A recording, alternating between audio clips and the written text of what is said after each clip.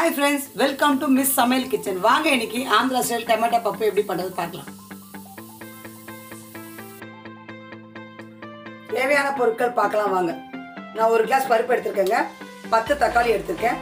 ஒரு வெங்காயம், கொத்தமல்லி கொஞ்சம், தேவைக்கேற்ற அளவுக்கு உப்பு, நெய் 1 டீஸ்பூன், தாளிக்க கடுகு, உளுந்து, காஞ்ச மிளகாய் 1 எடுத்துர்க்கேன்.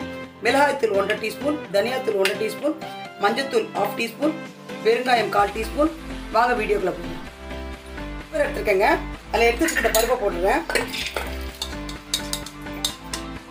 அதன் பிறகு தக்காளி அதையும் போட்டுடுவேங்க.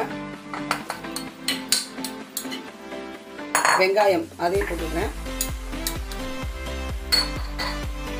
மஞ்சத்தூள், பெருங்காயத்தூள், மிளகாய்த்தூள், தனியாத்தூள்,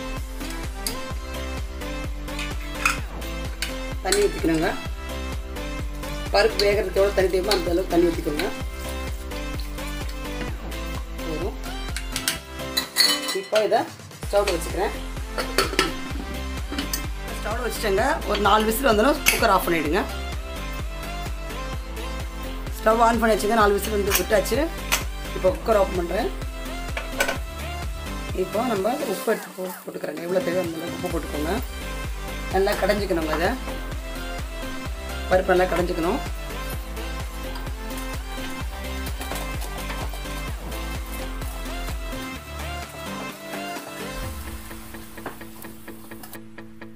நல்லா கடைஞ்சாச்சுங்க. பருப்பை நல்லா கடைஞ்சாச்சு.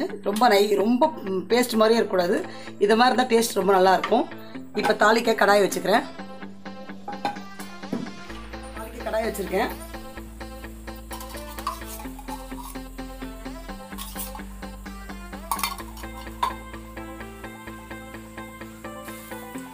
நெய் ஊற்றிருக்கேங்க. நெய் காயிட்டும் நல்லா காஞ்சிடுச்சுங்க. இப்போ தாளிக்கிறது கடுகு போட்டுடுறேன்.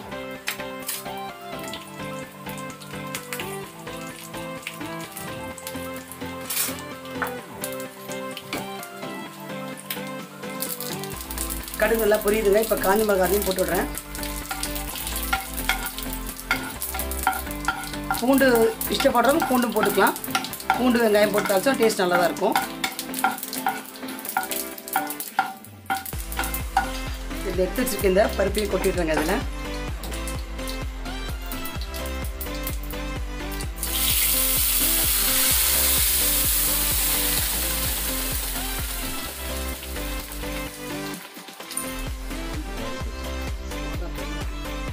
பருப்பு போட்டாச்சுங்க. இப்போ தாளிச்சத்தில் ஜஸ்ட் ஒரே ஒரு கொதி வந்தால் போடுங்க. நமக்கு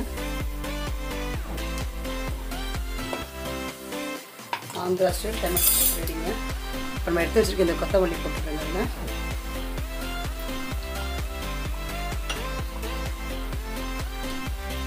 டேஸ்ட் ரொம்ப நல்லா இருக்குங்க. இது கொஞ்சம் தனியாக பார்த்தா இட்லி தோசை கூட ரொம்ப நல்லா இருக்கும்.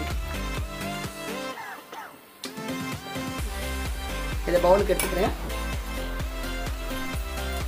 கொதி வச்சுங்க. ஸ்டவ் ஆஃப் பண்ணிடுறேன். இப்போ இதை எடுத்து பவுலுக்கு எடுத்துக்கிறேன்.